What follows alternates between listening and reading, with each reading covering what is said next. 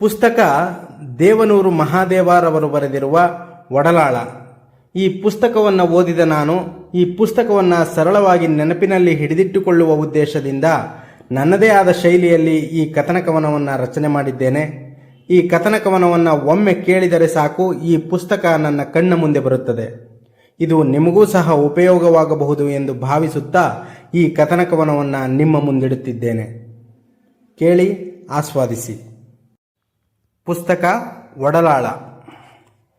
ಸಾಕಿರೋ ಹುಂಜ ಬಾಳಿ ಬದುಕಿರೋ ಹಟ್ಟಿ, ಯಾವುದೂ ಹಾಳಾಗಬಾರ್ದು ಅನ್ನೋ ಸಾಕವನ ಹಂಬಲ ಮೀಸೆ ಬಿಟ್ಟಿರೋ ಮಕ್ಕಳನ್ನು ಎಳೆಮಗುರು ಶಿವನು ಎಚ್ಚರಿಸ್ತದೆ.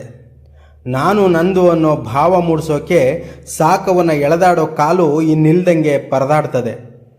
ತನ್ನ ಹುಂಜದ ಸುಳಿವಿಗಾಗಿ ಹಟ್ಟಿನೆಲ್ಲ ಅಳೆದು ತೂಗಿ ತಿಪ್ಪೆನೆಲ್ಲ ತನಿಖೆ ಮಾಡೋ ಸಾಕವ್ವ ಮನೆತನದ ಉಳಿವಿಗಾಗಿ ಶ್ರಮಿಸೋ ತನಿಖಾಧಿಕಾರಿಯಂತೆ ಕಾಣ್ತಾಳೆ.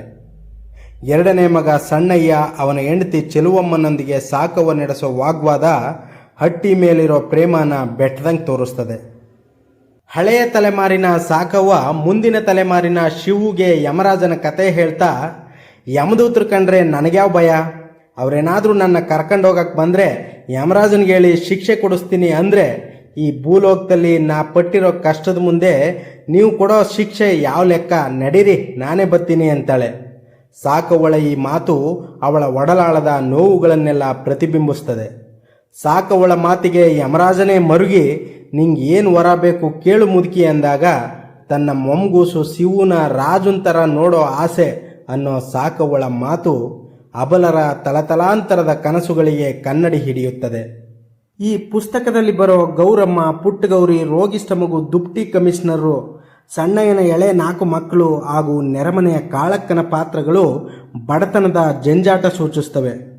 ಸಾಕವನ ಕಾಲದಲ್ಲಿ ಹಂಚು ಕಂಡಿದ್ದ 4 ಕಂಬದ ಹಟ್ಟಿ ಇಂದು 3 ಭಾಗ ಆಗಿ ಹುಲ್ಲು ಗರಿಗಳ ಜೋಪಡಿಯಾಗಿ ಬದಲಾಗಿರುವ ಪರಿ ದಲಿತರ ಕರಾಳ ಭಾಗದ ಮೇಲೆ ಬೆಳಕು ಚೆಲ್ಲುತ್ತದೆ.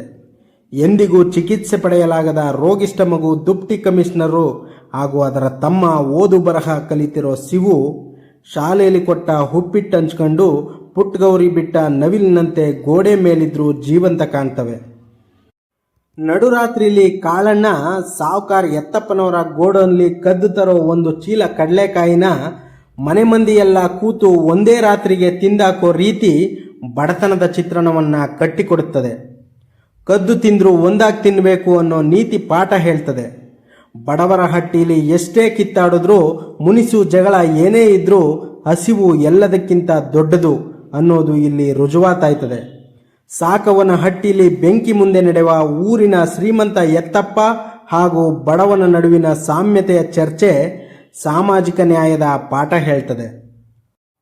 ಊರು ಕೇರಿ ಸುತ್ತಾಡ್ತಾ ನಾನಾ ಕೆಲಸ ಮಾಡೋ ಸಾಕವನ ಕಿರಿಮಗ ಗುರುಸಿದ್ದ ನಾಟಕದಲ್ಲಿ ಕರ್ಣನ್ ಮಗನ ಪಾತ್ರ ಮಾಡಿ ಶಿವಬಸಪ್ಪನ ಹೋಟ್ಲಲ್ಲಿ ದುಡ್ಡು ಕೊಟ್ಟು ಕಾಫಿ ತಿಂಡಿ ಊಟ ಮಾಡಿ ಕ್ರಾಂತಿಯ ದಲಿತ ಪ್ರಜ್ಞೆ ಮೂಡಿಸ್ತಾನೆ. ಕಟ್ಟಿರೋ ವಾಚಲ್ಲಿ ಭವಿಷ್ಯದ ಕನಸು ತೋರಿಸ್ತಾನೆ. ಕಡಲೆಕಾಯಿ ಕದ್ದ ಕಳ್ಳನನ್ನು ಹಿಡಿಯೋಕೆ ಬಂದ ಪೊಲೀಸರು ತಮ್ಮ ಮನೆಯವರ ಮೇಲೆ ನಡೆಸಿದ ದರ್ಪ ದಬ್ಬಾಳಿಕೆ ಕಂಡು ಅಸಹಾಯಕನಾಗಿ ಹಲ್ಲು ಮಸೆದು ಶೋಷಣೆಯ ವಿರುದ್ಧ ಪ್ರಯೋಜನಕ್ಕೆ ಬಾರದ ಪ್ರತಿರೋಧವನ್ನು ವ್ಯಕ್ತಪಡಿಸ್ತಾನೆ. ಯಮದೂತರಂಗೆ ಹಟ್ಟಿಗೆ ಬಂದಿರೋ ಪೊಲೀಸರನ್ನೇ ಹುಂಜ ಕಳ್ಕೊಂಡ ಸಾಕವ್ವ ನನ್ನ ಹುಂಜ ಹುಡಿಕೊಡಿ ಅಂತ ಕೇಳಿ ಇನ್ನೊಂದು ಹುಂಜನ ಪೊಲೀಸರ ಬಾಯಿಗೆ ಹಾಕೋ ಮುಗ್ಧತೆ ಅಯ್ಯೋ ಅನ್ನಿಸ್ತದೆ.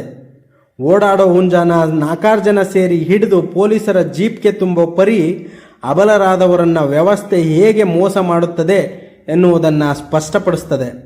ಜಪ್ತಿ ಮಾಡಿದ ಮನೆಯೊಳಗೆ ಯಾರ ಜಪ್ತಿಗೂ ಸಿಗದೇ ಇದ್ದ ಗೋಡೆ ಮೇಲೆ ಪುಟ್ಟಗೌರಿ ಬಿಟ್ಟ ನವಿಲುಗಳು ದಲಿತರ ಅಂತರಂಗವನ್ನು ಬಿತ್ತರಿಸುತ್ತವೆ.